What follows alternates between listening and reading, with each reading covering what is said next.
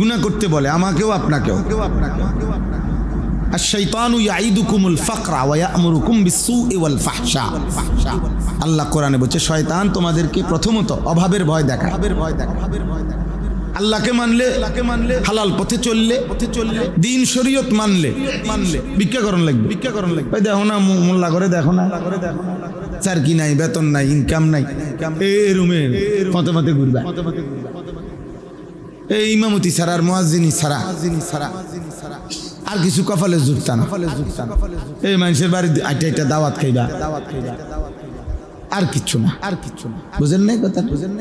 এতে কত ভালো বন বেসন। একটা মসজিদের ইমামতির চাইতে তো অটো চালানো অনেক উত্তম কাজ, ঠিক না? এতে বন বেসন আরো উত্তম না? এই শয়তান এই বুদ্ধি দিবে,